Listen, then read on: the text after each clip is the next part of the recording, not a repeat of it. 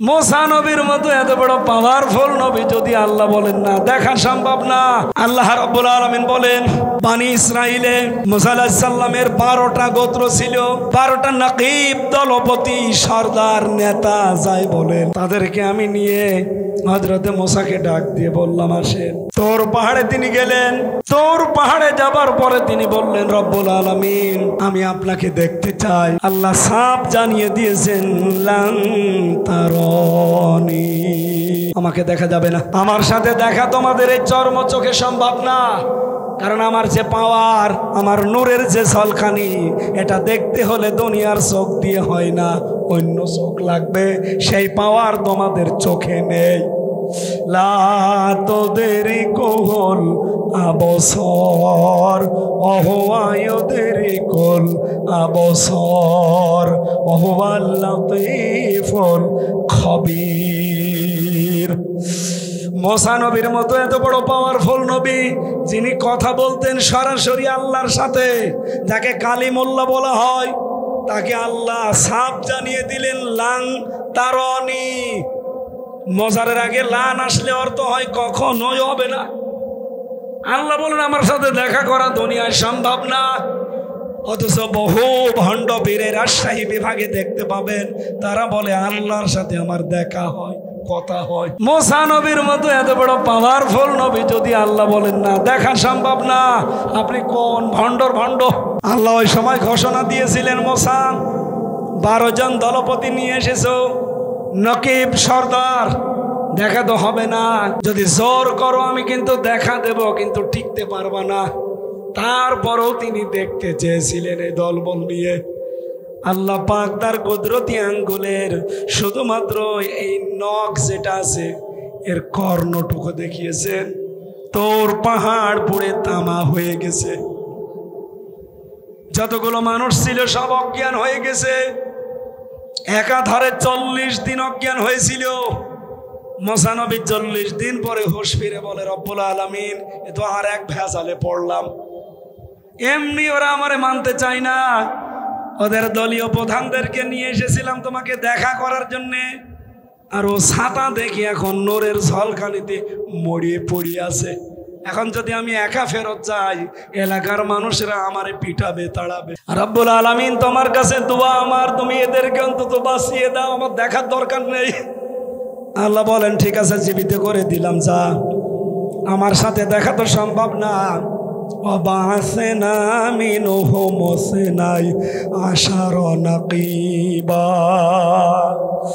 আমি যে 12 জন নকিব পাঠিয়েছিলাম, তাদেরকে এক বাক্যে ঘোষণা দিলাম, ওয়ালাকাদ আখাযাল্লাহু মিসাক বনি ইসরাইল। বনি ইসরাইলের এই 12 জন সর্দার, দলপতি, নেতা, নকিব, এদেরকে বললাম, তোমাদের কাছে আমি আল্লাহ অঙ্গীকার নিচ্ছি, ওয়াদা নিচ্ছি, এই প্রতিশ্রুতি নিলাম,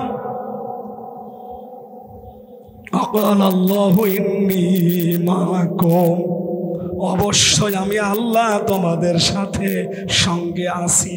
বলেন সুবহানাল্লাহ। আমি আল্লাহ তোমাদের সঙ্গে আছি, সাথে আছি। তোমাদের কাছে দেখা আমার হবে না, কিন্তু সঙ্গে থাকবো। আমার রহমত তোমাদের সাথে থাকবে। যদি দুনিয়াতে যেয়ে নিজ নিজ এলাকায় যেয়ে 5টা কাজ করতে পারো, এই 5টা কাজের আঞ্জাম যদি দিতে পারো নিজেদের এলাকায়, তোমরা তো এক একটা গোত্রের অধিপতি, দলপতি, নেতা, এমপি, মন্ত্রী যাই বলেন, এক এক এলাকার জন্য, এক এক জেলার জন্য এক একজন এসেছো। 12টা দলের 12 জন এসেছে। যাও নিজ নিজ এলাকায় এই 5টা কাজ যদি করতে পারো, আমি আল্লাহ ঘোষণা দিলাম তোমাদের সঙ্গে আমি আল্লাহ আছি। কয়টা? আরো জোরে আর একবার বলেন। এবার বাংলাদেশে 73টা দল আছে। যেই দলের কর্মসূচির ভেতরে এই 5টা কাজ আছে, কোরআন হাতে দিয়ে বলছি, তাদের সাথে আল্লাহ আছে। কথা বলেন, কথা বলেন। 1 নম্বরে, লাইন আকামতুমুস সালাতা ওয়া আতাইতুমুজ যাকাতা। আমি আল্লাহ 1 নম্বরে ঘোষণা দিলাম, নিজ নিজ এলাকায় যে তোমরা নামাজ কায়েম করবা। কি করবা বলেন তো? নামাজ কায়েম কি একা একা হয়? আরো জোরে বলেন। আল্লাহ এই জন্য 12 জন নকিব দলপতিকে বললেন, নিজ নিজ জেলায় নিজ নিজ এলাকায় গিয়ে আগে নামাজ কায়েম করো। আপনি এবার নিরপেক্ষ দৃষ্টি দিয়ে, নিরপেক্ষ মন দিয়ে বলেন, বাংলাদেশে যত দলই আছে কাদের কর্মসূচিতে নামাজ কায়েমের আন্দোলন আছে? যাদের কর্মসূচিতে এটা প্রথমে যে আমরা রাষ্ট্র ক্ষমতায় গেলে নামাজ কায়েম করব, প্রথমে চোখ কান বন্ধ করে তাদের সাথে থাকা লাগবে। কারণ তাদের সাথে আছে কে? আমি যদি বানিয়ে বলি কোন হুজুর নিয়ে আসবেন, নিয়ে আসেন। আমি একটু আগে পড়ে আসলাম তাফসীরটা, লাইনা কুনতুম সালাত, নামাজ কায়েম করবা। আল্লাহ বলেন যে নামাজ পড়বা না।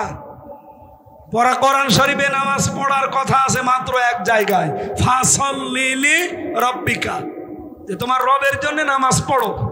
আর নামাজ কায়েম করার কথা আছে 82 জায়গায়।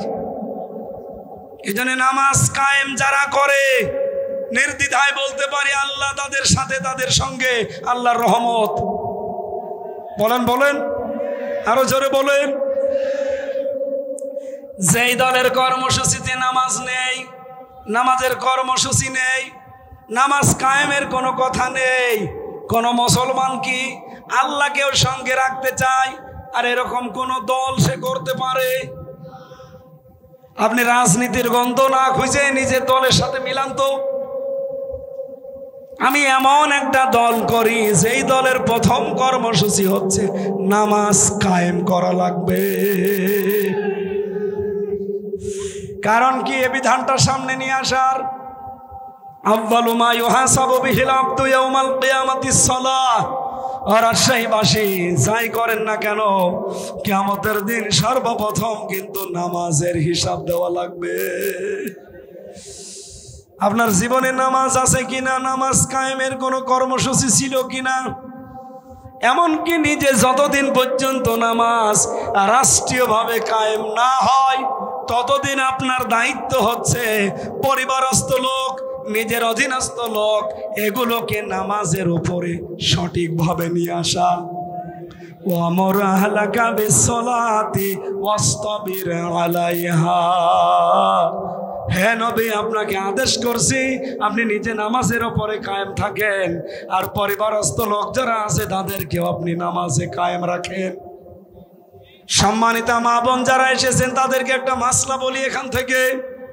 অনেক মেয়েরা এসেছেন, একটা মেয়ে লোক বালেগা হয়, নামাজ ফরজ হয় কখন? তার উপরে যখন থেকে তার শরীর খারাপ হয়। সেটা 12 বছর, 13 বছর, 14 বছর, 15 বছরে হতে পারে। এটা যেহেতু বাবা আমরা তারা জানি না, এটা মা জানে। এ কথা বলেন না কেন? এই জন্য মেয়েদেরকে বলছি আপনারা জবাব না দিলেও হবে। আপনার মেয়ের কবে শরীর খারাপ হয়েছে আপনি মা ভালো জানেন, যেহেতু নামাজের এটা গুরুত্বপূর্ণ বিধান। শরীর খারাপ হওয়ার আগ পর্যন্ত যত নামাজ না পড়ে ওর গুনাহ নেই, কিন্তু এরপরে যদি 1 ওয়াক্ত নামাজও কাজা হয় শুধু ওর গুনাহ হবে না, ওই গুনাহটা মা বাবারও হবে। এই জন্য আপনার দায়িত্ব আপনার স্বামীকে ওই দিন থেকেই ইশারা ইঙ্গিতে অথবা সরাসরি বলা যে আপনার মেয়ে কিন্তু এখন বালেগা, ওর নামাজ ফরজ হয়ে গেছে। ফজরে যখন নামাজ আপনি পড়তে যান আপনার মেয়েটাকে আপনি একটু ডাক দেন, কারণ ও মেয়ে যদি হেলায় খেলায় নামাজ নষ্ট করে ফেলে ওর শুধু গোনা হচ্ছে না, এ গোনাটা আপনি বাবা আপনারও হচ্ছে। এরকম বাবা আমরা দেশে আছি না নেই? আশা করছি মেয়েরা এই মাসলাটা মেনে চলবে। 2 নম্বরে লাইন আকামতুমুস সালাতা ওয়া আতাইতুমুজ যাকাত। যারা যাকাত আদায় করবে, বলেন তো যাকাত দেওয়ার কথা না যাকাত আদায় করার কথা? কোরআনে কারীম বলছে যারা যাকাত আদায় করবে আমি আল্লাহ তাদের সাথে আছি। বাংলাদেশে কি যাকাত আদায় করা হয় না যাকাত দেওয়া হয়? যাকাত আদায় তো সে করে না, এটা রাষ্ট্রের দায়িত্ব।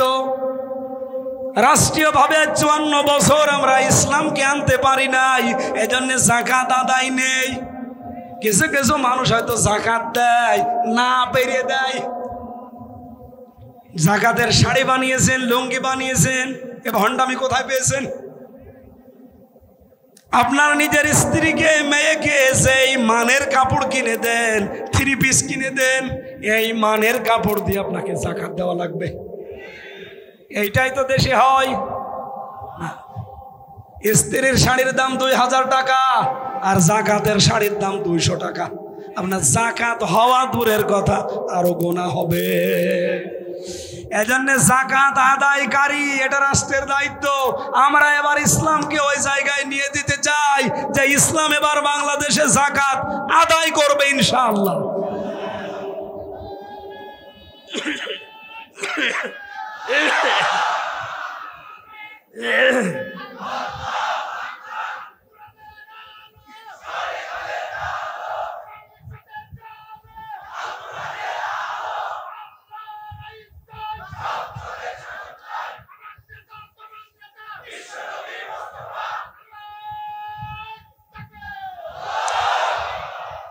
আমি জানি এখানে যদি কেউ মুশরিক থাকেন, এই স্লোগান শুনলে, যাকাত এটা শুনলে রাগ হবে তার। এটা সূরা হামিম সেজদার ভেতরে আছে, ফাওয়াইলুল লিল মুশরিকিন, মুশরিকদের জন্য আক্ষেপ, আফসোস, ধ্বংস, দুর্ভোগ শেষ। কি? আল্লাযীনা লা ইউতুনা যাকাতা ওয়া হুম বিল আখিরাতি হুম কাফিরুন। এরা যাকাত আদায় করে না এবং কিয়ামত হবে এটা বিশ্বাসও করে না। আমি প্রথম কথা তুলেছিলাম না যে বাংলাদেশে যাকাত কায়েম হোক, আল্লাহর বিধান আসুক, এটা শুনলে সবচাইতে বেশি মন খারাপ হবে কাদের? মুশরিকদের। বলেন বলেন, আরো জোরে বলেন। আপনি কি মুশরিক? আপনার রাগ হয়? লোকটা তো স্লোগানে ঠিক কথাই বলেছে। যাকাত ভিত্তিক অর্থনীতি কায়েম করতে পারি নাই 54 বছর, আর ফতোয়াবাজি করেন। কোন বিধানটা আছে বাংলাদেশে আপনি দেখান। চিল্লাতে চিল্লাতে গলা ভেঙে যাচ্ছে, এই একটা কথা বোঝাতে পারি না, খালি উল্টা দিকে নিয়ে যায়। হ্যাঁ, উনি আসলে রাজনীতি করে। শয়তান রাজনীতি না করলে যাকাত কিয়ামত পর্যন্ত সংসদে যাবে? মাথা সাফ করা লাগবে। যাকাত এবার সংসদে নিয়ে যাবো ইনশাআল্লাহ। এর পক্ষে আছেন কারা? দেখে লিল্লাহি তাকবীর। দেখেন তো, হাত তোলেন কে? দেখেন,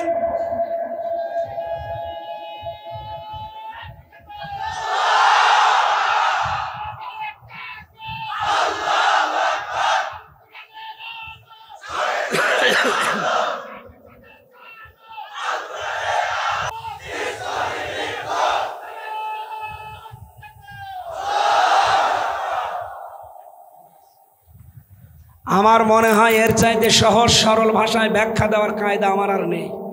এখন যদি একটু নাম ধরে বলবেন, হুজুর মনে হয় ওই দলের। আরে ভাই, নাম না ধরলে সাথে তো বোঝেনও না। এই দেশে 73টা দল, আমরা দেখতে পাচ্ছি শুধু একটা দলের লোক চিল্লাচ্ছে যে আমরা যাকাত ভিত্তিক অর্থনীতি চাই। তারা জান প্রাণ দিয়ে চেষ্টা করছে। ইসলামী ব্যাংক, আপনি অন্যান্য দেশে যেয়ে দেখেন, বলে সুদ ছাড়া ব্যাংক চলে না। এই তহরুলকে জিজ্ঞাসা করেন, সৌদি আরবে আল রাজি ব্যাংক নেই, সুদ ছাড়া চলছে না। বাংলাদেশেও চলবে, শুধু রাষ্ট্রীয়ভাবে ইসলামটা জায়গা মতো এবার পৌঁছিয়ে দেন। এসব ধান্দায় আপনি নেই, আপনি আছেন শুধু মারিং আর কাটিংয়ে। এবার যে জোয়ার উঠেছে, ঘোষক বলছিল না যে জোয়ার এবার উঠে গেছে। আমি তো শুধু রাজশাহীর বাগানা, 630টা থানা বাংলাদেশে, সব জায়গায় আমার এখন কম বেশি যাওয়া হচ্ছে। সারা দেশে এখন যে রব একটা উঠেছে, এটা যদি সত্যিই চলতে থাকে, ইসলাম এবার সংসদে যাবে। ইতিমধ্যে বাংলাদেশে 7,20,00,000 মানুষ অলরেডি রায় দিয়ে দিয়েছে যে আমরা এবার ইসলাম সংসদে চাই। 7,20,00,000, তাও ডাইরেক্ট, ইনডাইরেক্টও আছে। কারণ এই ডাকসু আর জাকসুর পরে অনেকে দলে দলে পালে পালে আসতেছে। আজকেও সকালবেলা হিন্দু আমার বাড়িতে এসেছিল, বলছে যত ভোট আছে আমাদের এখানে আমাদের এই কমিউনিটিতে সব আপনার দাড়ি পাল্লাই দেব, শুধু আপনি আমাদের একটু দেখবে, আমার কোনো অসুবিধা নেই, ভোট দিলে আমি দেখতে রাজি আছি।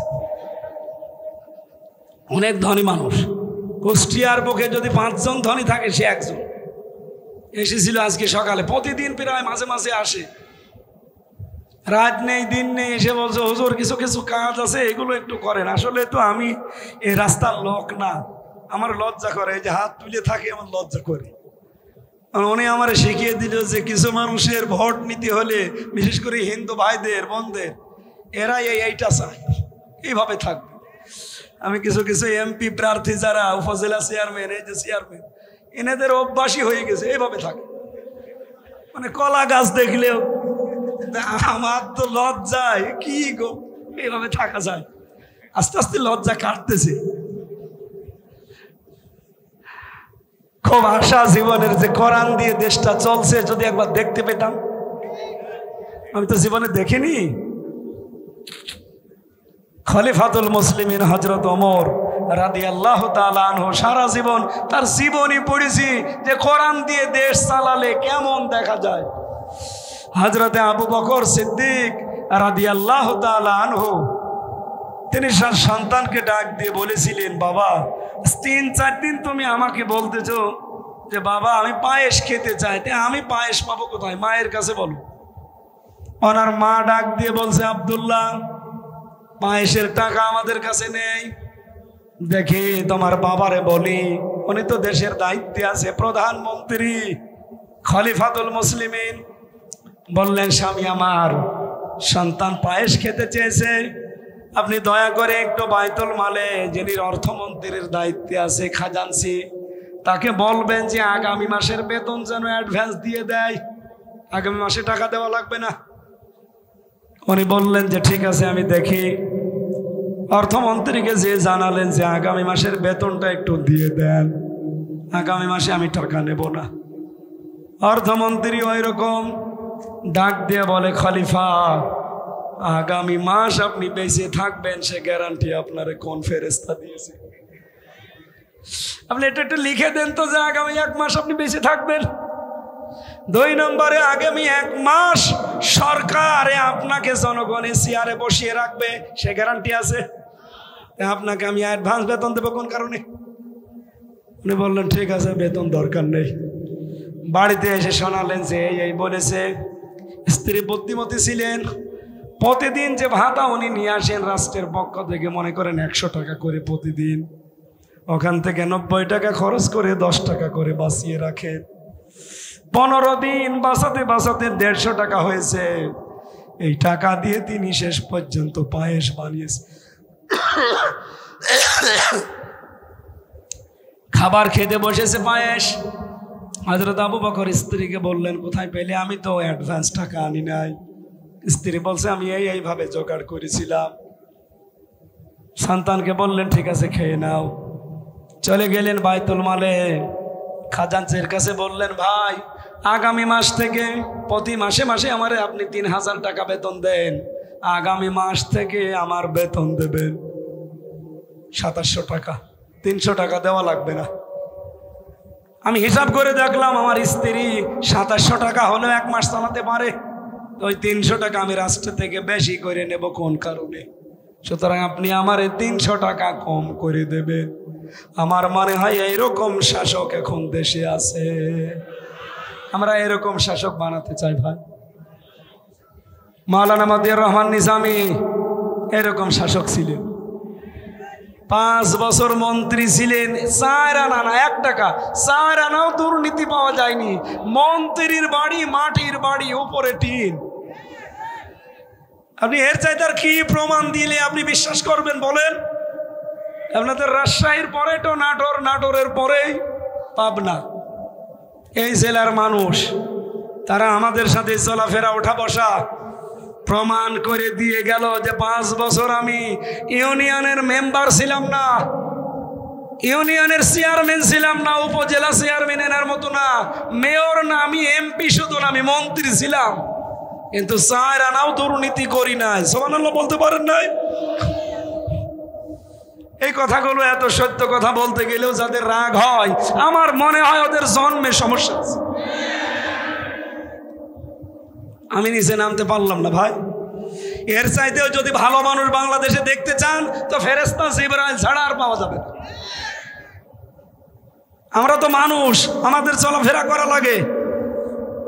সাতক্ষীরার চেয়ারম্যান পেয়েছিলাম একজন ইউনিয়নের, উনি MA পাস, সকাল 10টা থেকে 4টা পর্যন্ত ইউনিয়নের দায়িত্ব পালন করে, বিকাল 4টা থেকে রাত 8টা পর্যন্ত তরকারি বিক্রি করে।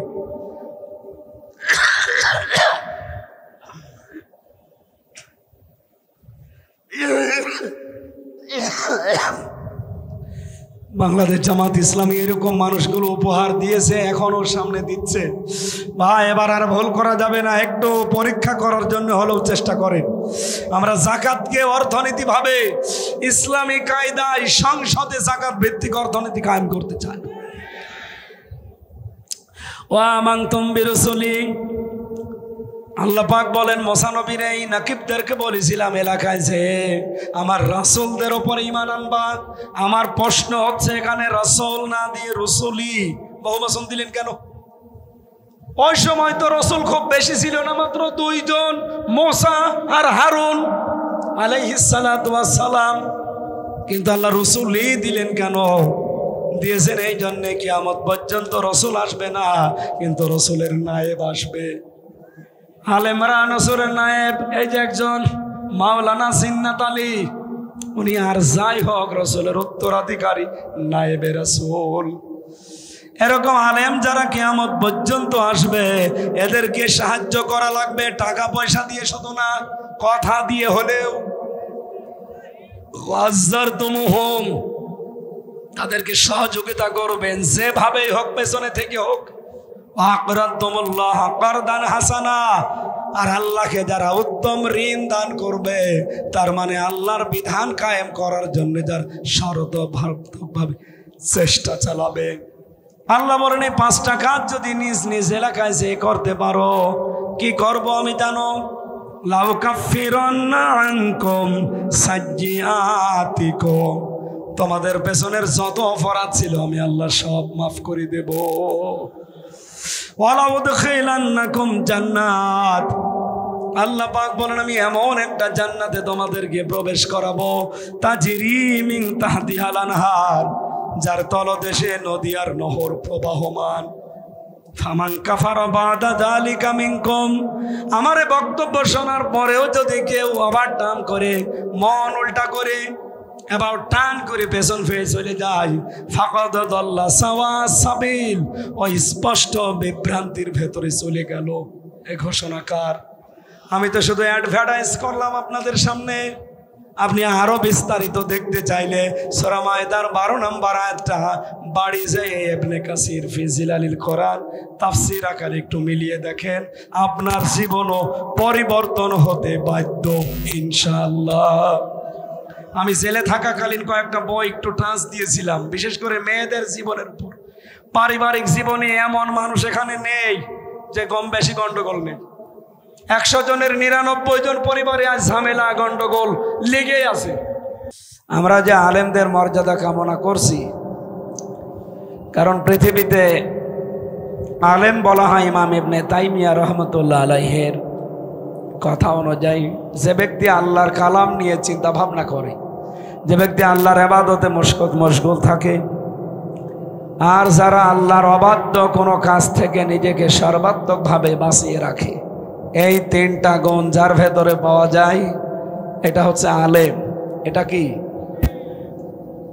বলেন তো? এরকম আলেম কি বাংলাদেশে কম না বেশি? নেই। আল্লাহর কালাম নিয়ে চিন্তা করা মানুষ খুব কম। এদেশে লালনের মাজার নিয়ে চিন্তা হয়। আপনারা দেখেননি কয়েকদিন আগে কুষ্টিয়ায় ডিসির সামনে বসে লালন ভক্ত অ্যাডভোকেট, সে বলছে ডিসি সাহেব আমরা লালনের মাজারে এবার গাঁজা খাওয়ার পারমিশন চাই। ডিসি ওরে বলছে এই বেটায় আমি এই জেলা চালাই, আমার ম্যাজিস্ট্রেটি পাওয়ার আছে হাতে, আর আমার সামনে গাঁজা খাওয়ার পারমিশন চাও? তুমি কোন জায়গায় লেখাপড়া করেছ? তোমার তো এক্ষুনি গ্রেফতার করে জেলে পাঠানোর দরকার। লালনের মাজার নিয়ে গবেষণা হয় এদেশে, কিন্তু আল্লাহর কালাম নিয়ে গবেষণা করার জায়গাও নেই, আমরা করিও না। লালন ইনস্টিটিউট খুলতেছে, কুষ্টিয়ায় যান, কিন্তু কোরআনের ইনস্টিটিউট আছে এদেশে। রাজশাহীতে একটা আছে নাম কাওয়াস্তে। আমরা চাই কোরআনে কারিমের বিভিন্ন আয়াত নিয়ে, শব্দ নিয়ে যেন গবেষণার সেল তৈরি করা হয় এই বাংলাদেশে। 2 নম্বরে যারা আল্লাহর ইবাদতে মশগুল থাকে, ইবাদত মানে শুধু নামাজ পড়া রোজা রাখা ইবাদত না, আপনার দ্বারা যেন মানুষের উপকার হয়। আজ আমরা আলেমরা যে জায়গায় আছি, নিজেরই কিছু করতে পারি না, মানুষের উপকার করবো কি দিয়ে? কথা বলে না কেন? এই জন্য আমরা মানুষের উপকার করতে হলে যে জায়গাগুলো দরকার, আজ বাংলাদেশে ওই জায়গাগুলোতে আলেমরা এখন যেতে চায়, কিন্তু কিছু মানুষ দেখে গাত্রদাহ শুরু হয়েছে তাদের। হ্যাঁ, এরা এই লাইনে আসার দরকার কি? এরা মসজিদ মাদ্রাসা খানকা নিয়ে থাকবে। সারা জীবন তো এটা নিয়েই ছিলাম, কিছুই তো হয়নি। কে কথা বলেন না কেন? 54 বছর তো আমরা শুধু ওইটা নিয়েই ছিলাম। কি হয়েছে? হ্যাঁ, খানকা হয়তো 2 তলা থেকে 3 তলা হয়েছে, কিন্তু ইসলামের কি হয়েছে আপনি বলেন? 500 বিধান শরীয়তের এই 54 বছরে একটাও বাংলাদেশে কায়েম হয়নি। কিয়ামতের দিন জবাব দেওয়া লাগবে না? 3 নম্বরে আল্লাহর নিষিদ্ধ কাজ থেকে নিজেকে বাঁচিয়ে রাখার সর্বাত্মক চেষ্টা করা। দুঃখ এটা, বাংলাদেশে আমরা 96-92 ভাগ মুসলমান, আল্লাহর নিষিদ্ধ কাজ জানার পরেও এমন এমন জায়গা আছে ছেড়ে দেওয়া যায় না। আছে কিনা বলেন? মানে একটা জায়গা আপনি দেখাতে পারবেন যেখানে ইচ্ছা করলেও ভালো থাকা যায়?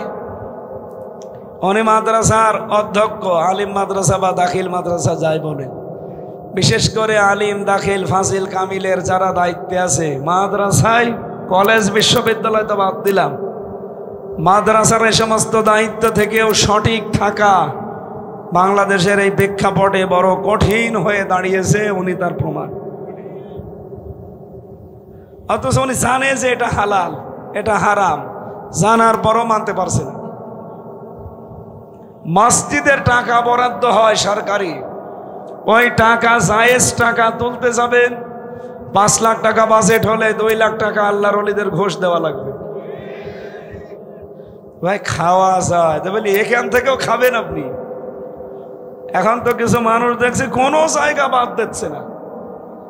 এমনকি একজন মহিলা সেই দিন বলছিল যে আমি একটা সন্তান জন্ম দিয়েছি, তাও আমার কাছে 5,000 টাকা চাঁদা চায়।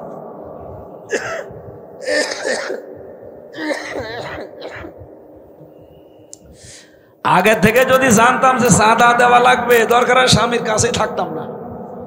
চাঁদা তো মুসিবতে আছে দেখছি। কি একটা যন্ত্রণা মার্কা দেশ বলেন তো। 10 মাস 10 দিন সন্তানটা পেটে নিয়ে এত কষ্ট করে, ডেলিভারির কষ্ট সহ্য করে একটা সন্তান দুনিয়ায় আনছে, সেই মায়ের কাছে এখন চাঁদা খাওয়া লাগছে এই দেশের মানুষের। হয়তো রাজশাহীতে এটা নেই, আমি জানি তো।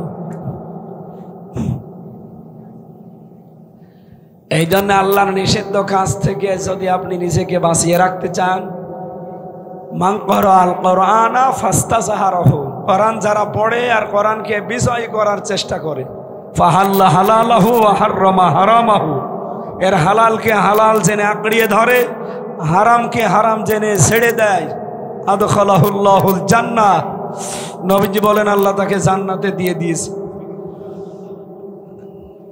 না এই যে পাশের উনি সুবহানাল্লাহ বলল, আমি আলেম না, উনি আলেম না। শব্দের দিকে তাকালে আমরা এই যে 2 দিকে 2 আলেম বসে আছে। আদখালা ইয়াদখিলু, এটা মাজি, এটা অতীতের অর্থ দেয়। নবীজি বলতে চাচ্ছেন যারা কোরআন পড়ে আর কোরআনকে বিজয় করার জন্য চেষ্টা চালায়, হালালকে হালাল আঁকড়িয়ে ধরে, হারাম জানার পরে ছেড়ে দেয়। আল্লাহর নবী শেষের কথা বললেন কি? আদখালাহুল্লাহুল জান্নাহ, আল্লাহ নিজে এখানে ফাইল কর্তা, উনি নিজের দায়িত্ব নিয়ে তাকে জান্নাতে পৌঁছিয়ে দিয়েছে না দেবে? বলেন বলেন। দিয়েছে। অতীতের শব্দ। ছেলে ওঠা যাবে না ভাই, 1 ঘন্টা সময় দেওয়া যাবে না? এমনি আমার কণ্ঠ বসে যাচ্ছে, আপনারা ডিস্টার্ব করলে আর কথাই বের হবে না। রাজশাহীবাসী, আমি এই হাদিস থেকে যেটা ব্যাখ্যা করতে গিয়ে পেয়েছি, সত্যি যদি কোরআন প্রতিষ্ঠিত হয়ে যায়, কোরআনে কারিম কোন দেশে বিষয় থাকে, সেখানে হালালকে হালাল জানার পরে মেনে নেওয়া যায়, হারামকে হারাম জানার পরে ছেড়ে দেওয়া যায়। এরকম একটা পরিবেশ যদি কোনো দেশে কায়েম হয়ে যায়, নবীজি বলেন মরণের পরে জান্নাতে প্রবেশ করবে সে তো পরে, এই পৃথিবীর জমিনটাই তাদের জন্য মিনি জান্নাত হয়ে যাবে। বলেন তো 54 বছরেও কি আমরা এরকম একটা জান্নাত বাংলাদেশে পেয়েছি? বলেন বলেন। আমরা এইটা চাই। আপনি উপজেলা চেয়ারম্যানকে জিজ্ঞাসা করেন, আমরা এইটা চাই। আমি আজকে এই যে 2 দিনে 2000 কিলোমিটার রান করলাম, কত ভয়, কত টেনশন, কত চিন্তা রাত দিনের ভেতরে আমার ভেতরে এসেছে জানেন। অথচ মালয়েশিয়া বাংলাদেশে যাইতে প্রায় 5 ডবল বড় বিশাল দেশ। আমি প্রতিদিন 2000-3000 কিলোমিটার রান করতাম। খালি মরুভূমি, পাথর, পাহাড় আর পাম গাছ, বিশাল বিশাল জঙ্গল এলাকা। রাত 2টা-3টার সময় যাচ্ছি আমি আর ড্রাইভার, কেউ নেই। মানে শরীরের ভেতরে ভয়ে সমসম করে ওঠে, না জানি কি সামনে চলে আসে। মানুষ বলতে তো কিচ্ছু নেই, পশু পাখিও নেই। ড্রাইভার আমারে বলছে কোনো ভয় নেই, শুধু আল্লাহ ছাড়া কোনো ভয় করার দরকার নেই। আমি ওই দিন মনে মনে ভাবছিলাম যে আমার দেশটা মাত্র 1150 কিলোমিটার, এই লাইন থেকে ওই লাইন পর্যন্ত। টেকনাফ থেকে তেতুলিয়া কত? 1150 কিলোমিটার। এই দেশটা যদি এইরকম হয়ে যেত গো, 3000 কিলোমিটার আমি চলে গেলাম একদিন এক রাত মিলে, কোনো ভয় নেই, শুধু আল্লাহ ছাড়া কোনো ভয় নেই। ড্রাইভার আমারে অভয় দিচ্ছে। আর আমরা এখান থেকে রাজশাহী থেকে কুষ্টিয়া, এই জায়গা থেকে আমার বাড়ি মাত্র 72 কিলোমিটার। রাতের বেলা 3-4 বার মনের ভেতরে সাত করে উঠবে, না জানি কোন আল্লাহর ওলি সামনে পড়ে। এরপরে তো কিছু মানুষ আছে তারা বলবে হুজুর দোয়া চাই। যদি বলে যে ভাই দোয়া করে আসলাম, বলবে না, যে দোয়া নিয়ে আসলেন ওই দোয়া দিয়ে যান। এখান থেকে লালপুরে, ঈশ্বরদী, ভেড়ামারা, কুষ্টিয়া 4 জায়গায় তো ধরবেই। এই 4 জায়গায় যদি অন্তত 1-1,500-2,000 করে দোয়া দেওয়া হয়, 8,000 শেষ। এই গাড়িটা নিয়ে আসা যাওয়া, আমার শরীরের যে অবস্থা, ড্রাইভার সাথে এই যে হোসাইন হুজুর আছে, তো হুজুর কয় টাকা দেবে?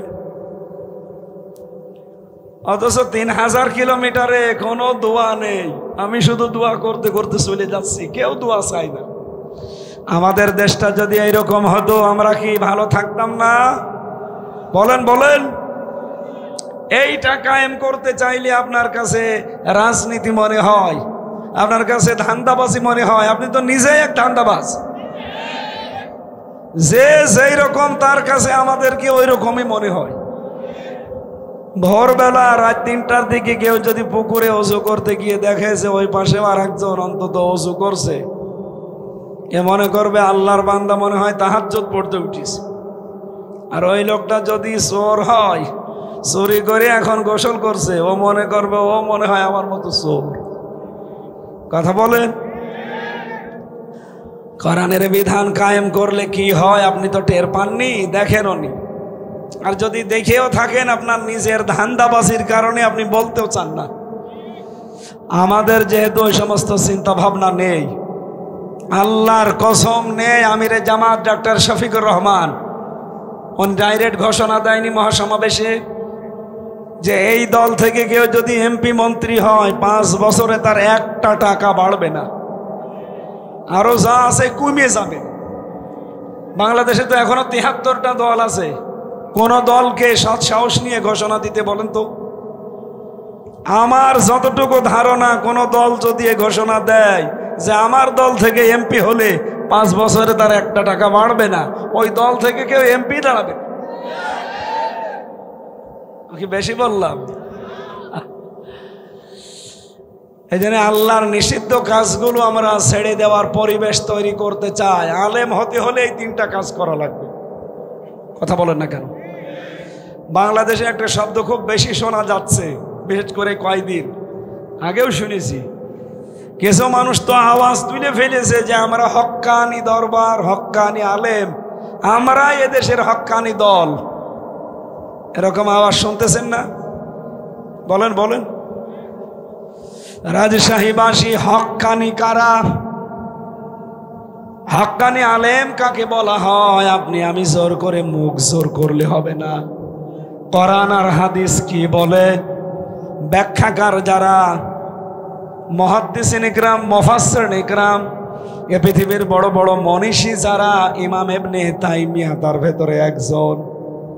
উনি বলছে পৃথিবীর মানুষেরা যদি হক্কানি আলেম দেখতে চাও, পৃথিবীর 3 জায়গায় খোঁজ করবা। ওই জায়গায় 1 নম্বরে মাটির নিচে।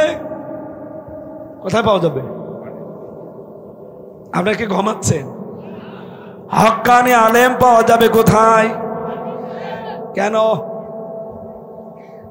ইমাম আবু হানিফা রহমাতুল্লাহ আলাইহি সবাই এক বাক্যে বলবেন উনি কি হক্কানি আলেম ছিলেন না?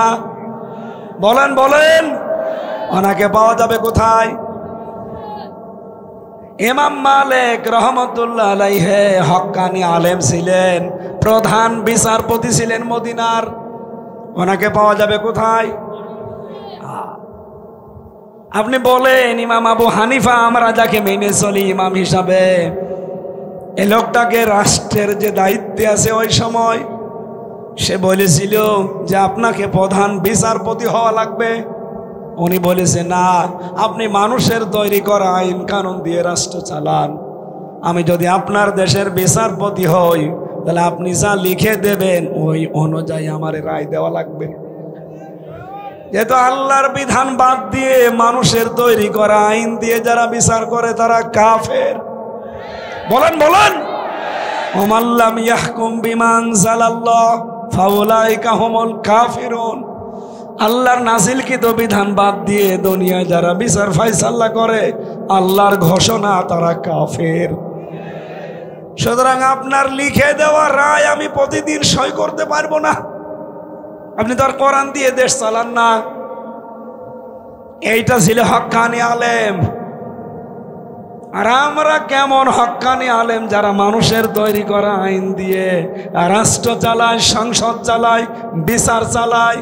আমরা নিজেরা যেয়ে তাদের পাছাটা গোলামি করি। কিসের আলেম আপনি? হক্কানি আলেম। এজন্য এখন খুঁজতে হলে প্রথম কোথায় পাওয়া যাবে? মাটির নিচে। 2 নম্বরে পাওয়া যাবে জালেমের জেলখানায়।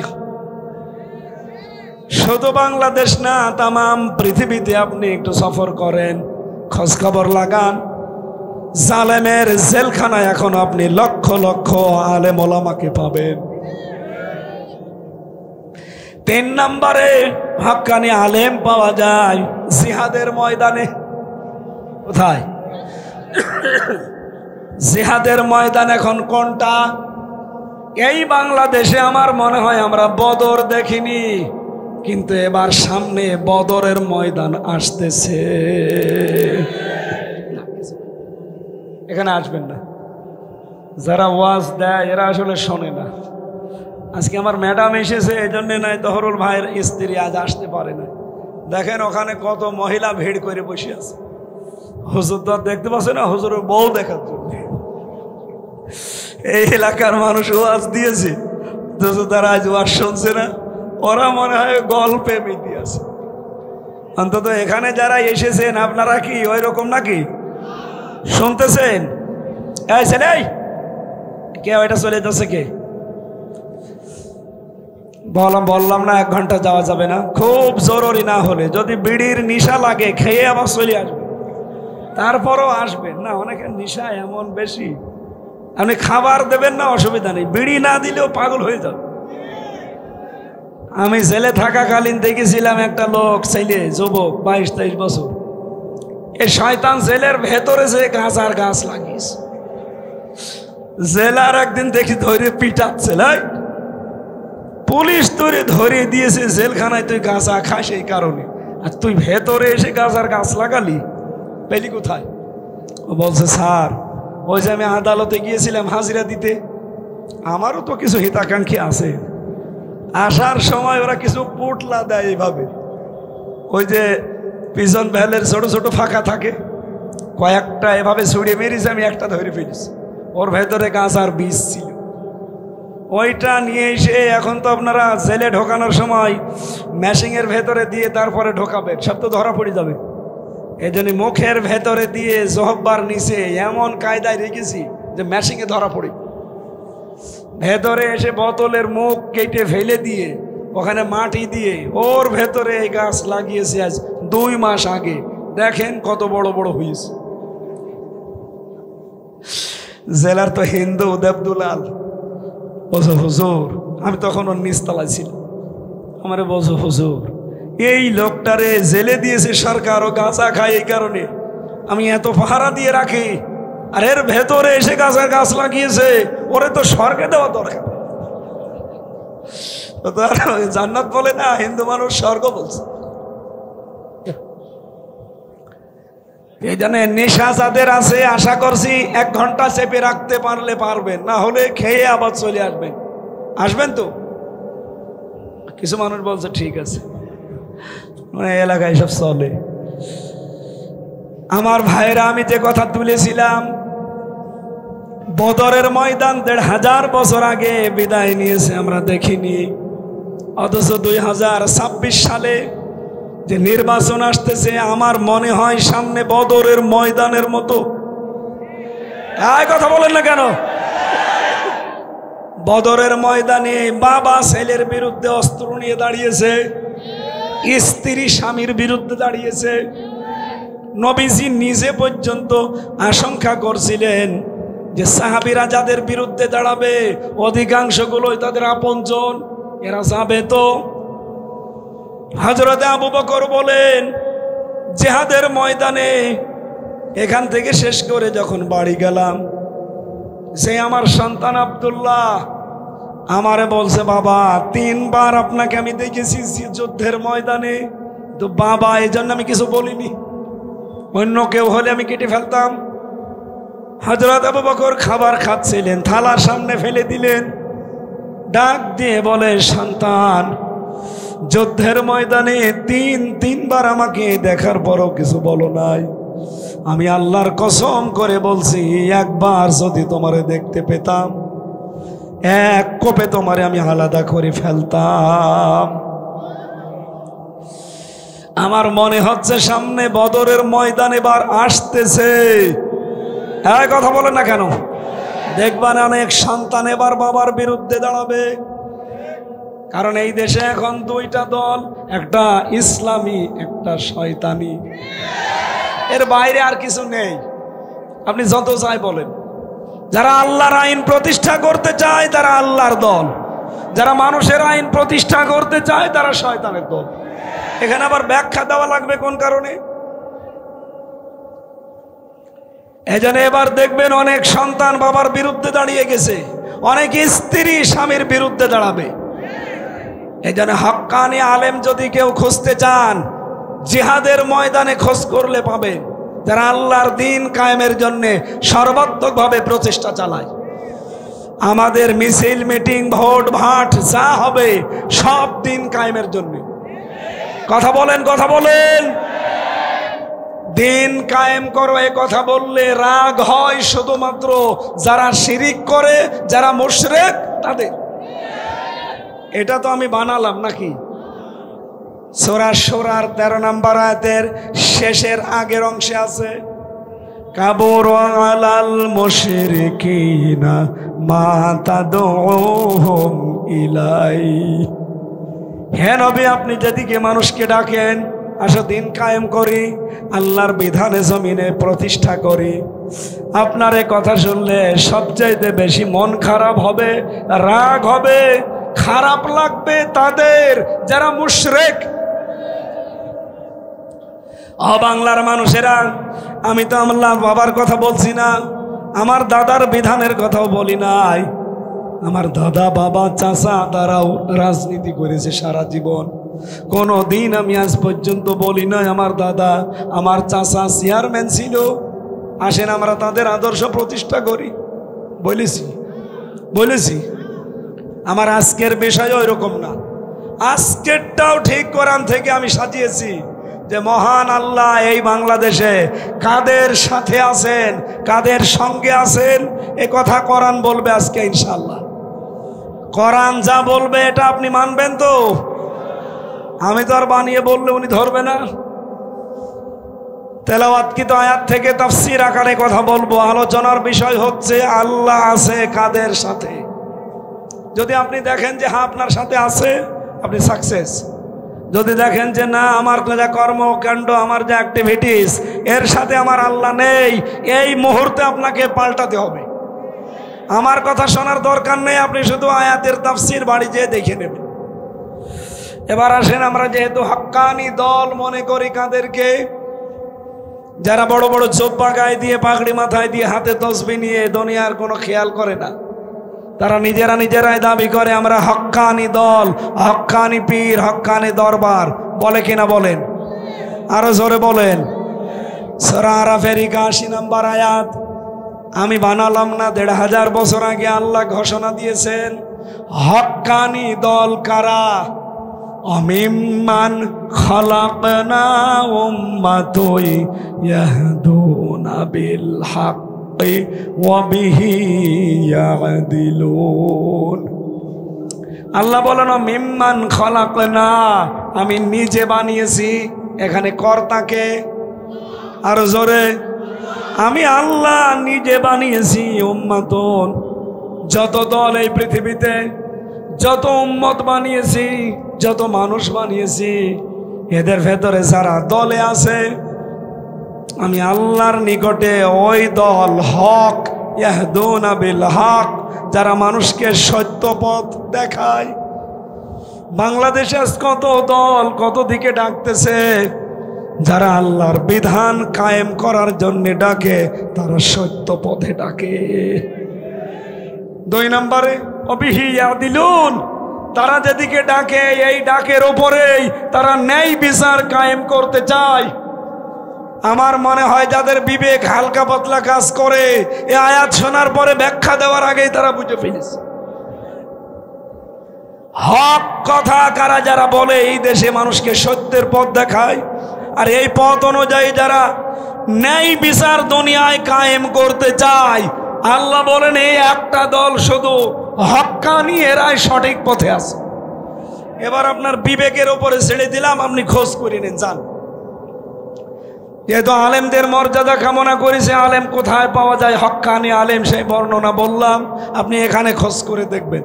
হয় কবরের মাঠের ময়দানে অথবা সালেমের জেলখানায়। এইরকম আলেম যদি এখানে থাকেন, এইরকম আলেমের জন্য দোয়া করছি, ওয়ারফা'না লাকা যিকরাক, এদের মর্যাদা সম্মান আল্লাহ যেন আরো বাড়িয়ে দেন। জোরে বলেন আমিন। দরুদ আর সালাম পাঠ করি আমাদের নবী মুহাম্মদুর রাসূলুল্লাহ সাল্লাল্লাহু আলাইহি ওয়াসাল্লামের প্রতি। আমার তেলাওয়াতকৃত আয়াত সূরা মায়েদা 12 নম্বর আয়াত পড়েছি, তাও হাফ। যত কথায় মাথার ভেতরে আয়াত সম্পর্কে আছে, এখন আমরা ব্যাখ্যায় গেলে ঘন্টা খানিক বলেছি, বলবো 1 ঘন্টা না। আমার সারা জীবনও যদি আয়াতের পেছনে ব্যয় হয়, সারা জীবন শেষ হয়ে যাবে, এর ব্যাখ্যা কোনোদিন শেষ হবে না। এত কথা আল্লাহর ভেতরে দিয়ে রেখেছে, আমরা এখন একটু আবিষ্কার করার চেষ্টা করি। আলোচনার বিষয় কি বলেছিলাম যেন? আল্লাহ আছে কাদের সাথে, মনে থাকবে? আরো জোরে বলেন, মনে থাকবে? সূরা মায়েদা, এর নামকরণ কেন করা হয়েছে মায়েদা? হযরতে ঈসা রুহুল্লাহ মায়েদা শব্দ দিয়ে তিনি দোয়া করেছিলেন।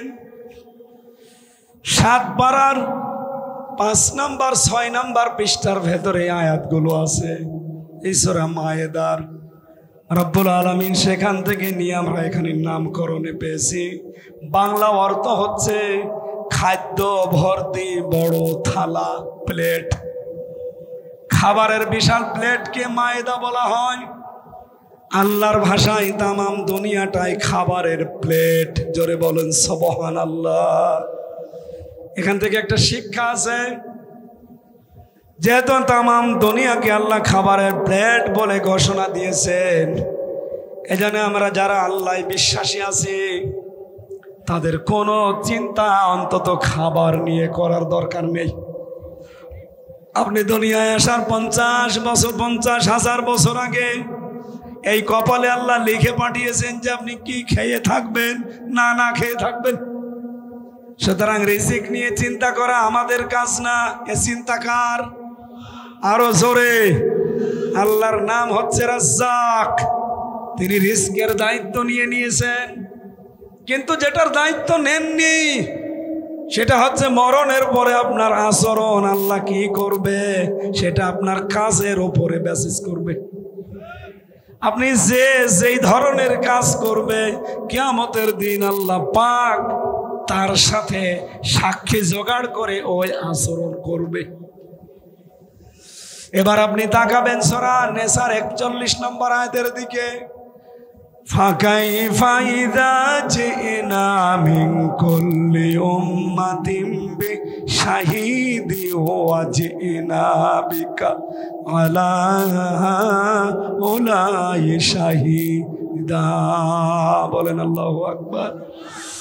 এই ভালো করে তাকান, আল্লাহ যারা এভাবে আমাদেরকে আঙ্গুল দিয়ে দেখাচ্ছেন যে কেমন হবে তখন রাজশাহীর বাঘার মানুষেরা, তহরুল ইসলাম ও জিন্নাত আলী, কেমন হবে তখন যখন তোমাকে আমি আল্লাহ আমার সামনে দাঁড় করাবো আর তোমার বিরুদ্ধে সাক্ষী দেওয়ার জন্য আমি রাসূলুল্লাহকে হাজির করব।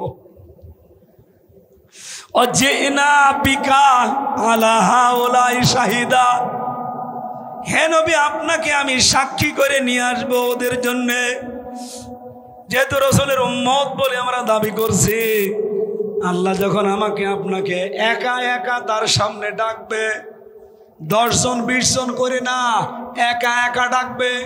কয়জন বলেন বলেন? বহু দরবার থেকে একটা মিথ্যা কথা শোনা যায় যে কোনো চিন্তা নেই, কিয়ামতের দিন এক এক পীর নাকি লক্ষ লক্ষ মুরিদ নিয়ে আল্লাহর দরবারে হাজির হবে। এটা ডাহা মিথ্যা কথা। এক কথা বলেন না কেন? সূরা মরিয়মের ভেতরে পাবেন 95 নম্বর আয়াত, 16 নম্বর পারা, 10 নম্বর পৃষ্ঠা, 15 নম্বর লাইনে আছে। وَكُلُّهُمْ آتِيهِ يَوْمَ الْقِيَامَةِ فَرْدًا। আল্লাহ পাক বলেন কিয়ামতে প্রতিটি মানুষকে আমার সামনে আমি বিচার করার জন্য প্রথমেই ডাক দেব। কয়জন করে? বলেন বলেন বলেন। আপনি স্রেফ একা দাঁড়াবেন? আপনি এখন নিজেকে ভাবেন তো, ওই জায়গায় দাঁড় করিয়ে ভাবেন আল্লাহ আপনাকে একা ডাক দিয়েছেন তার সামনে। সাক্ষী হিসাবে আপনার মাকে, বাবাকে, খালুকে না, সাক্ষী হিসাবে আল্লাহ নিয়ে আসবে রাসূলুল্লাহকে। এই জন্য আল্লাহ দিয়েছেন ফাকাইফা, কেমন হবে তখন, ইযা জিনা মিন কুল্লি উম্মাতিন, প্রতিটি দলকে যখন আমার সামনে উম্মতকে আমি নিয়ে আসব একজন করে সাক্ষী দেওয়ার জন্য। এই সাক্ষী হবে রাসূলুল্লাহ। ও হামজা, কি হবে তোর জীবনে বল? তোর এই 33 বছর 35 বছর যাই হোক, এখন যদি মারা যাস, রাসূলুল্লাহ তোর সাক্ষী আল্লাহর সামনে। আমার তো আয়াতটা পড়ার পরে যেমন যেন মনে হয় যে না, আমি ধরা খেয়ে গেছি। আল্লাহ পাকের আয়াতের পরের আয়াতে 42 নম্বর আয়াতে দেখেন, ইয়াউমাইযি ইয়াওয়াদ্দুল্লাযীনা কাফারু ওয়া আসাবুর রাসূলা লাউ তুসাওয়া বিহিমুল আরদু ওয়া লা ইয়াকতুমুনাল্লাহা হাদিসা। সেই দিন কিয়ামতে কাফেরেরা যারা আল্লাহর রাসূলের অবাধ্য জীবন যাপন করেছে এরা আল্লাহকে বলবে, আল্লাহ আমি যদি মাটি হয়ে যেতাম এখন। কারণ যে কঠিন কঠিন প্রশ্ন রাসূলকে সাক্ষী রেখে করা হচ্ছে, কি হিসাবে মুখ দেখাবো তার সামনে? আমার জীবনের দিকে তাকিয়ে আমার রাসূলের সামনে দাঁড়িয়ে জবাব দেওয়া, এটা আমার মুখ দেখানো সম্ভব না। এরকম সময় কিন্তু আমাদের সামনে আসতেছে। কথা বলেন না কেন? আল্লাহ সতর্ক বাণী দিয়েছেন, এরপরেও যদি কেউ সতর্ক না হন, রিস্কের পেছনে পড়ে যদি হালাল হারাম না চাইলেন, বাবা শাহজালাল সব হালাল। এখানে মায়েদা মানে খাদ্য ভর্তি বলো প্লেট, খাবারের দায়িত্ব যেহেতু আল্লাহর, এই রিস্কের পেছনে পড়ে আল্লাহর বিধান যেন আমরা ভুলে না যাই। আমার কথা বোঝা গেছে?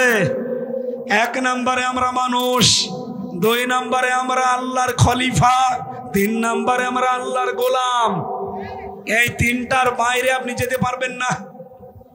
অন্যান্য জাতিতে যারা আছেন, বিভিন্ন ধর্ম মানেন, আপনাকে যদি জিজ্ঞাসা করা হয় আপনি কি, আপনি প্রথমেই পরিচয় দেবেন, আমি মানুষ। আমি কি? আরো জোরে বলেন। 2 নম্বরে আমরা যারা এখানে আছি, আমরা একবারেই পরিচয় দেব, আমরা শুধু মানুষ না, আমরা আল্লাহর খলিফা। আমরা কি? 3 নম্বরে আরো উপরে যারা আছে, এই মানুষগুলোকে জিজ্ঞাসা করলে তারা শুধু খলিফা না, মানুষ না, তারা বলবে আমরা আল্লাহর গোলাম। আমরা কি রাসূলুল্লাহর গোলাম? আমরা কি পীরের গোলাম? আমরা কি বাবার গোলাম? কোন দলের গোলাম? কার? আরো জোরে বলেন। এই কথাটাই প্রতিদিন 17 বার করে আপনার মুখ দিয়ে আল্লাহ বের করে নেয়। ইয়্যাকা না'বুদু, বল যে আল্লাহ আমি তোমার ইবাদত করি, আমি তোমার গোলাম, সার্ভেন্ট, ভিত্ত, দাস, যাই বলেন।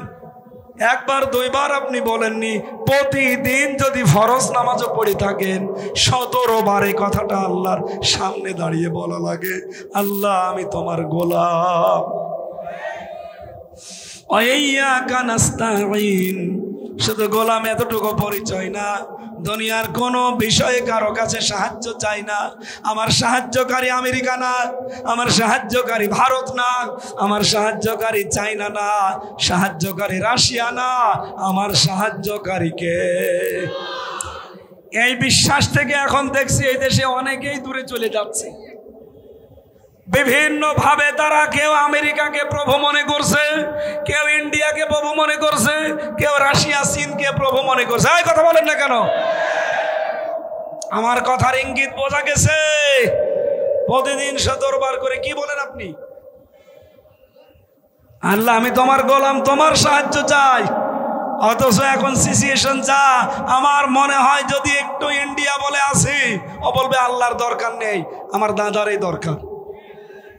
এই ঈমান নিয়ে আপনি জান্নাতে যাবেন, রাসূলুল্লাহর সামনে দাঁড়াবেন, লজ্জা করেন আপনার? সব ভুলে যান। ঈমানকে আরো পাকাপোক্ত করার জন্য, অ্যাক্টিভ করার জন্য আহ্বান জানাচ্ছি। দুনিয়ার বিভিন্ন হাতছানিতে অনেক মানুষ কিন্তু এলোমেলো হয়ে যাচ্ছে।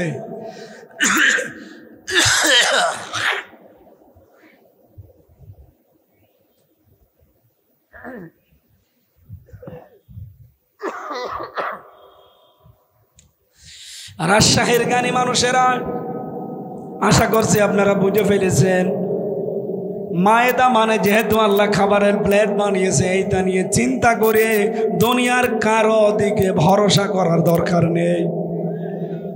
ইমাম খমিনি ইরানের, ওনাদের সাথে আমাদের কিন্তু পার্থক্য আছে। পার্থক্য কি? ওনাদের আকীদার সাথে কিছু আকীদার হয়তো পার্থক্য আছে, কিন্তু উনি যে কথা বলেছিলেন আমেরিকাকে, একবার আমেরিকা বলেছিল যে তোদের খাবার, রসদ যা পাঠায় এগুলো বন্ধ করে দেব। উনি হুঙ্কার দিয়ে বলেছিলেন, আমেরিকা আমাদেরকে ভয় দেখান, আমরা এমন জাতি, বছরে 1 মাস আমাদের না খেয়ে থাকা ফরজ, কোনো কাফেরের পরোয়া আমরা করি না। সেই জাতি মুসলিম আমরা না। খাবার নিয়ে চিন্তা করে কোন কারণে ঈমান বিক্রি করে দিচ্ছেন? আমি নাম নিলাম না, কত মানুষ তো এখন পা চাটতেছে, পা ধরে বসে আছে। দাদা তুমি ছাড়া কেউ নেই। কিছু কিছু দলকে এই দেশ থেকে বিলীন করার জন্য কিছু মুনাফিক উঠে পড়ে লিখেছে। এরা দালাল, দালাল এবং দালাল। শহীদ জিয়ার নাম শুনলে মান থেকে মানুষ দোয়া করে, কিন্তু তার আদর্শের উপরে আজ এখন এই দলটা নেই। তারা অধিকাংশগুলো এখন পাঁচাটা গোলাম হয়ে দাঁড়িয়েছে দাদাদের। আমি কাবা শরীফের পাশে আরাফাতের ময়দানে মসজিদে নামিরা, এখানে কাবা শরীফের ইমাম খুতবা দিচ্ছিলেন। শহীদ জিয়াউর রহমানের জন্য দোয়া করছিলেন আরবিতে, আল্লাহ তুমি তাকে সুউচ্চ মাকাম দান করো। নাম বলার সময় বললেন শহীদ জিয়াউর রহমান। এমনি এমনি নাম তার মুখ দিয়ে আসে না। আরাফাতের ময়দানে লক্ষ লক্ষ নিম গাছ লাগিয়েছে এই শহীদ জিয়া। কথা বলেন, তিনি সারা জীবন, তার জীবনী পড়ে দেখেন, আমি নিজে তার পুরা জীবনী পড়েছি। সারা জীবন তিনি আগ্রাসনের বিরুদ্ধে ছিলেন, বিশেষ করে দাদাদের আগ্রাসনের বিরুদ্ধে। কোনোদিন মাথা নত করেননি দাদাদের সামনে। আর তার দলের নাম নিয়ে আজ অনেকেই দাদার পাঁচ আটার গোলাম হয়ে দাঁড়িয়েছে। এই জন্যই বিলীন হয়ে যাচ্ছে। কারো দিকে ভরসা করে লাভ নেই। বলিল্লাহুম্মা মালিকাল মুলকি তুতিল মুলকা মান তাশা। আল্লাহ বলেন ক্ষমতার মালিক আমি, রাজত্বের মালিক আমি। যাকে ইচ্ছা তাকে দেই, যাকে ইচ্ছা ঘাড় ধরে নামিয়ে দেই। সুতরাং কোন কারণে আপনার বিশ্বাস হয় যে ভারত আমাকে বসাবে, চীন আমাকে বসাবে, আমেরিকা আমাকে বসাবে? ওরে বসাই কে কিনা জানি। নামাজের ভেতরে পড়েন, বাইরে তেলাওয়াত করেন আয়াতটা, অথচ বিশ্বাস নেই। এই জন্যই তো মায়েদা থেকে পড়ছি। আল্লাহ বলেন মায়েদা মানে খাবারের প্লেট। খাবারের জন্যই তো এত ধর্ণা। পৃথিবীর কারো ধর্ণা দেওয়া লাগবে না, খাবার না খেয়ে মরবা না। যেটা না খেয়ে মরবা ওইটা নিয়ে চিন্তা করো, সেটা হচ্ছে আমল। নাম কি? কারণ আমলের গ্যারান্টি আমি দেইনি। আমল করো জান্নাত আছে, আমল নেই জান্নাত নেই। এই জন্য আমল করেন। আজকের তেলাওয়াত কি তো আয়াতে 5টা আমল আছে। কয়টা বলেন বলেন? এই 5টা দেখেন তো বাংলাদেশে কার ভেতরে পাওয়া যায়? যার ভেতরে পাওয়া যাবে সে যেন বিশ্বাস করে আল্লাহ আমার সাথে আছেন। সুবহানাল্লাহ বলতে পারেন না? রব্বানা আতিনা ফিদ দুনিয়া হাসানা ওয়া ফিল আখিরাতি হাসানা ওয়া কিনা আযাবান নার।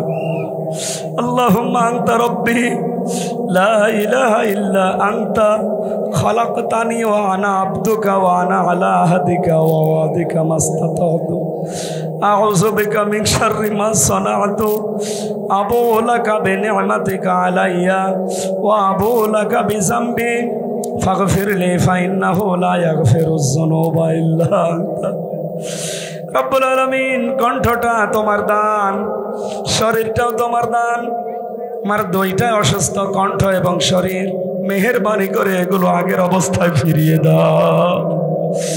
কোরআনের কথা বলার সুযোগ যখন তৈরি করে দিয়েছে তোমার বান্দা বান্দীদের সহজ সরল ভাষায়, আল্লাহ সুললিত কণ্ঠে কোরআনের এই অমীয় বাণীগুলো শোনাতে পারি, তুমি আমার ভিক্ষা দাও। আজকের এই বিশাল আয়োজন করেছে মাওলানা তহরুল ইসলাম। আল্লাহ তার বাবার জন্য দোয়া চেয়েছে, জনাব খলিলুর রহমানকে তুমি মাফ করে দাও, তার মাকেও ক্ষমা করো, তার স্ত্রী সন্তান যেগুলো দিয়েছে সহি সালামতে রাখো আল্লাহ। সম্মানিত সভাপতি তোমার আলিম বান্দা মাওলানা জিন্নাত আলী, তোমার বান্দার জীবনের ভালো ভালো কাজ মঞ্জুর করো, অন্যায়গুলো মাফ করে দাও। রব্বুল আলামিন, যত অতিথি এখানে এসেছে আল্লাহ সম্মান আছে এই জন্য এদের নাম এখানে দিয়েছে, এদেরকে তুমি সম্মান এদের সাথে কবুল করে নাও। মা বোন যারা এসেছে, আজকে আমার ম্যাডাম এসেছে, আমার সন্তানগুলো এসেছে, আল্লাহ তুমি তাদেরকে খাদিজার মতো ফাতেমার মতো বানিয়ে দাও। প্রশাসনের যে ভাইগুলো আজকে দায়িত্ব পালন করেছে আল্লাহ বিশেষ করে এই বাঘা থানার ওসি সহ যারা দায়িত্বে আছে এদের উপরে খাস রহমত নাজিল করো। কোরআনের মাহফিল যারা পাহারা দিয়েছে আল্লাহ তুমি তাদের হামে ও নাসির হয়ে যাও। যারা ভিডিও রেকর্ড করে কোরআনের কথাগুলো ছড়িয়ে দেয়, রাজশাহীর তাজিম সেন্টার সহ যারা চেষ্টা করে ইখলাসের সাথে, তাদেরকে কবুল করো। মাওলানা হোসাইন তার বাবা নেই, আল্লাহ তাকে মাফ করো। মাওলানা হাবিবুর রহমানকে মঞ্জুর করো। আইল আমার কণ্ঠটা আমি আবার ভিক্ষা চাই, কণ্ঠের ব্যথা তুমি দূর করে দিয়ে আগের অবস্থায় ফিরিয়ে দাও। বারাকাল্লাহু লানা ওয়া লাকুম ফিল কোরআনিল আযীম। এই মাহফিলের বরেণ্য সদস্য যারা যেইভাবে কষ্ট স্বীকার করেছে, তোমার রহমত ওই দিকে এগিয়ে দাও। এই বিনোদপুরে যারা ব্যবসা বাণিজ্য করে এদের ব্যবসায় হালাল রুজিতে বরকত দাও। যত মানুষ মাটির নিচে ঘুমিয়ে গিয়েছে তাদের কবরগুলো জান্নাত বানাও। একবার হলেও যেন দেখতে পাই বাংলাদেশ তোমার কালাম দিয়ে চলছে। আল্লাহ লা ইলাহা ইল্লা আনতা সুবহানাক ইন্নী কুনতু মিনাজ জালিমিন রব্বিরহামহুমা কামা রব্বায়ানি সগীরা। আলহামদুলিল্লাহি রাব্বিল আলামিন। জীবনের শেষ কথা যেন এটা বলতে পারি, লা ইলাহা ইল্লাল্লাহু মুহাম্মাদুর রাসূলুল্লাহ।